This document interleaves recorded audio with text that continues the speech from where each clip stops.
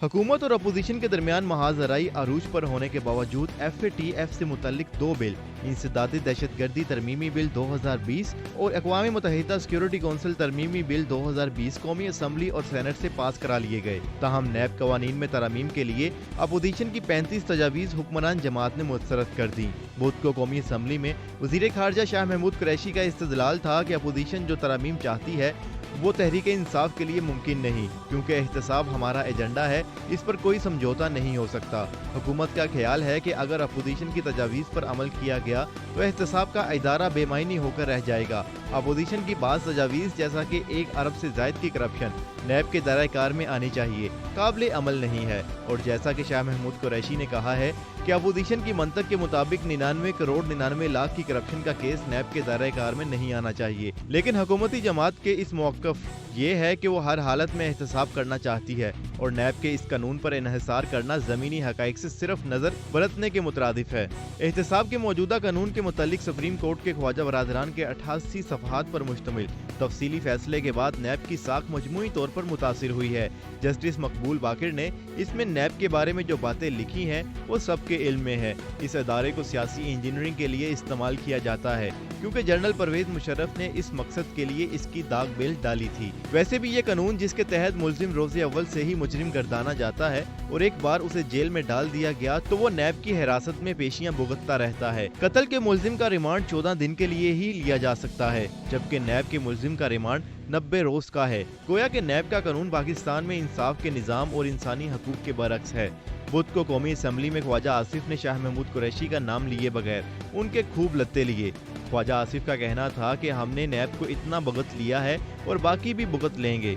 Opposition तो अब पार्लिमानी committee का बायकाट भी कर चुकी है और इस तरह नैब ऑर्डिनेंस जिसकी मजीद तोसी नहीं हो सकती का मामला खटाई में पड़ गया है। शाह महमूद कुरैशी ने ऐवान में इल्ज़ाम आयद किया था कि अपोजिशन ने FATF के हवाले से कानून में तरमीम को नैब कानून में तरमीम से मशरूत कर दिया है, जो हुक्मरान जमात को कबूल नहीं।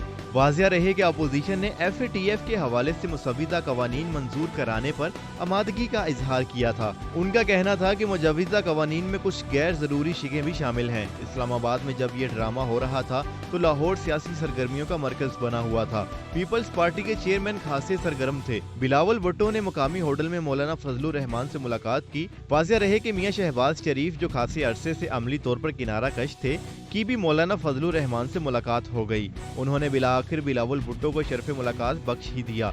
बाद अज़ां मीडिया से बात करते हुए कहा गया, ईद के बाद आल पार्टीज कॉन्फ्रेंस का ऐलान होगा। ताहम ये वाज़िया नहीं कि मीटिंग APC की होगी या रहबर कमेटी। बिलावल भुट्टो का कहना था कि वो मुस्लिम लीग नून के साथ मिलकर अवाम के साथ खड़े होंगे। शहबाज शरीफ ने भी सख्त अल्फाज इस्तेमाल करते हुए कहा, इमरान नियाजी और पाकिस्तान अब इकट्ठे नहीं चल सकते। प्रेस कॉन्फ्रेंस के दौरान बिलावल भुट्टो ने कहा, जब वो बीमार थे तब भी राब्ते में थे, अब सेहतमंद हो गए तो इनकलाब की क़यादत करेंगे। जिस पर शहबाज शरीफ ने बिलावल को थपकी देते हुए कहा कि वो ये जिम्मेदारी जवान कंधों पर डालेंगे, जिस पर वहाँ कह के भी लगे। मुत्तहिदा अपोजिशन मिड टर्म इंतखाबात पर जोर दे रही है और साथ ही साथ ये फार्मूला भी चलाया जा रहा है कि इन हाउस तब्दीली लाई जाए। इससे पहले भी मौलाना फजलुर रहमान ने गुज़िश्ता बरस अपोजिशन को एक प्लेटफॉर्म पर इकट्ठा करके तहरीक चलाने की कोशिश की। ज़बानी जमा खर्च के अलावा शहबाज शरीफ और ना ही बिलावल भुट्टो ने उनका भरपूर साथ दिया, बल्कि अपने नुमाइंदों को APC में शिरकत के लिए भेजकर सारे अमल को डाउनग्रेड कर दिया। मुस्लिम लीग नून के कारकुनों ने भी मौलाना के किसी जलूस में अलामती शिरकत के अलावा कोई रोल अदा नहीं किया।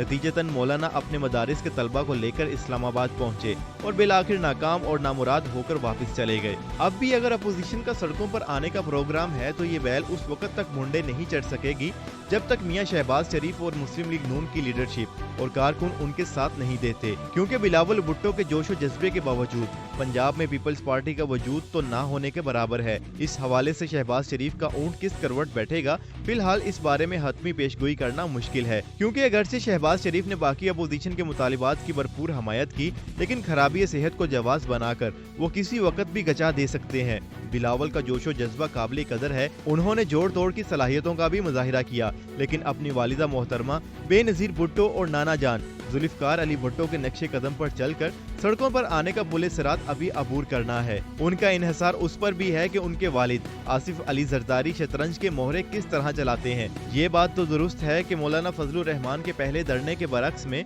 अब सूरत हाल खराब से खराब तर है। कोरोना वबा ने रही सही कसर निकाल दी है। इसके बावजूद हतमी तौर पर नहीं कहा जा सकता कि अपोजिशन आवाम को सड़कों पर लाने की भरपूर कोशिश करेगी और इसमें कामयाब भी हो। मौलाना का हाल इस वक्त मियां नवाज शरीफ जैसा है। जब वो जद्दा में जिलावतनी की जिंदगी गुजार रहे थे तो किसी ने उन्हें मशवरा दिया कि मियां साहब अवाम मुशर्रफ से बहुत तंग है, आप पाकिस्तान जाकर तहरीक की क़यादत करें। तो मियां साहब ने तंजिया मुस्कुराहट के साथ कहा, मेरे हामियों ने नारा लगाया था कदम बढ़ाओ नवाज शरीफ, हम तुम्हारे साथ हैं। जब पीछे मुड़कर देखा तो मैदान खाली।